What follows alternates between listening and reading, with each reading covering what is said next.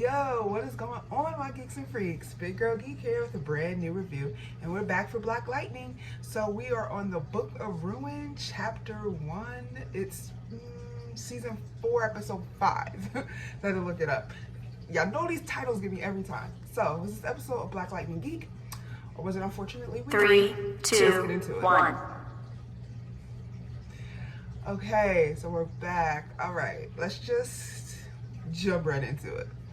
I saw some chatter online that people felt that this was the weaker of the episodes of the season so far. Like I said, we're on episode 5.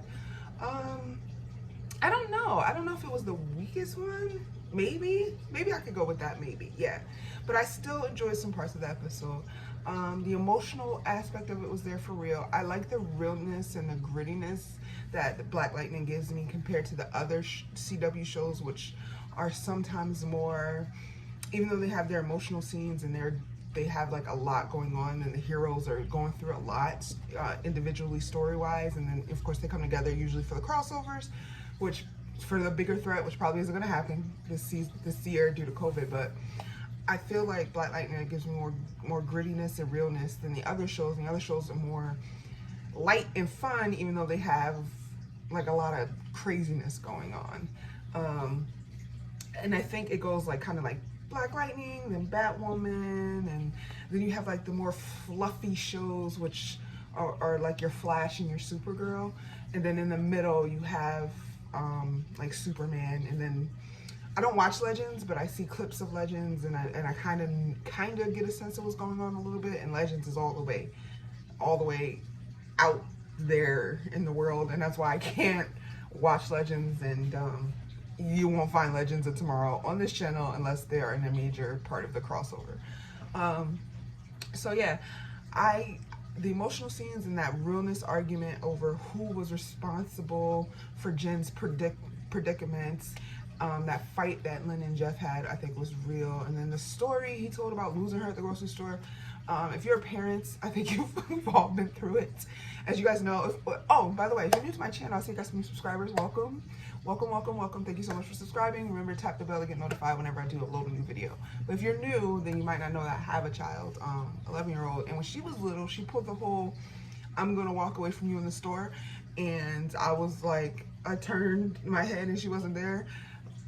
And Black mamas know we don't play that. I said her name I think twice, and then she popped up like out of a clothing rack and was like, we were playing hide and seek. She never did that again.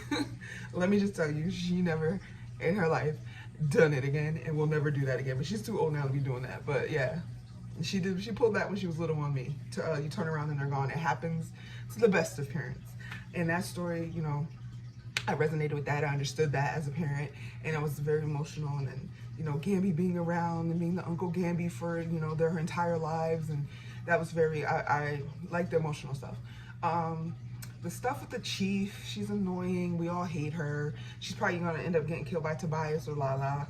The stuff with Lala, you know, he's like a character you love to hate.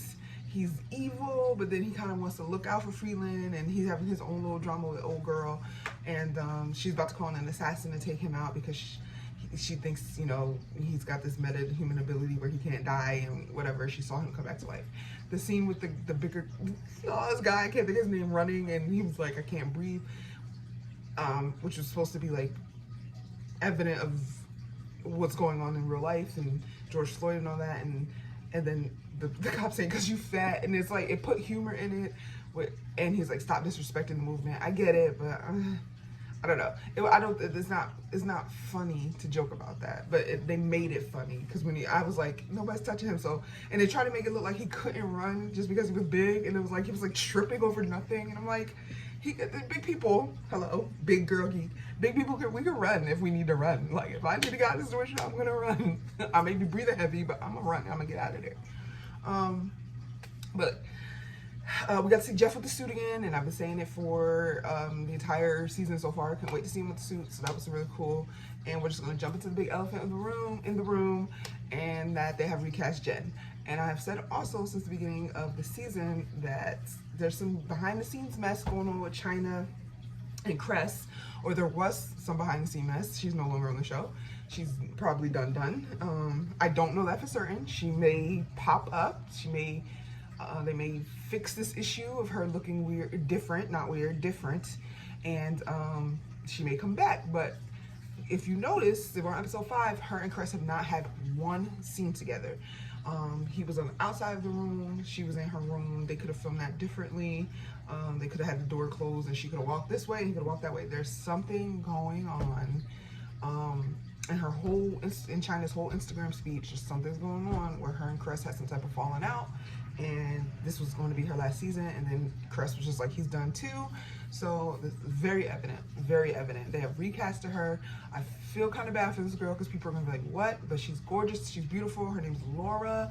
Nafisa, who plays Anissa, tags her on her Instagram post, so you can go check out this young lady's Instagram.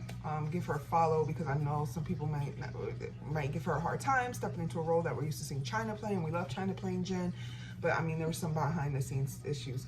I don't mind her being recast. It happens all the time in movies and TV shows and soap operas and things like that, and it's easy to explain it in this world because of the multiverse. Just like, you know, when they said on The Flash they fired Ralph, the actor that plays Ralph Hartley Sawyer, who I've met and got a picture with, me and my daughter, for some past racist and misogynistic tweets. And it's like, I paid money for a racist. Just like, you know who else I paid money for? Kevin Sorbo, and he turned out to be a big old wacko and completely not who I thought he was.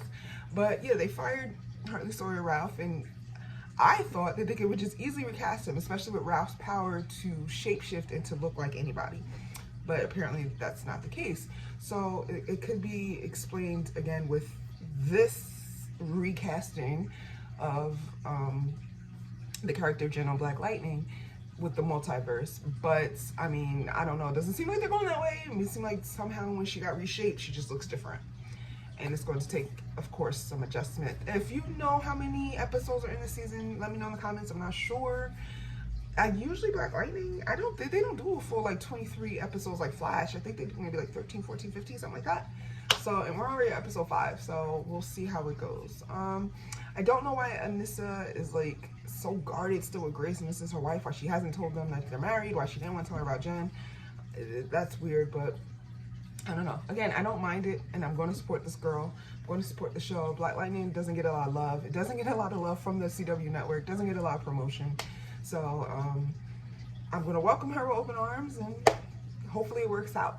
But what did you guys think of the episode? Let me know in the comments. As always, I can't wait to discuss with you. Until next video, I'm out of here. Big Girl Geek out. Peace. Hey, where are you going? You just watched a cool video. Subscribe.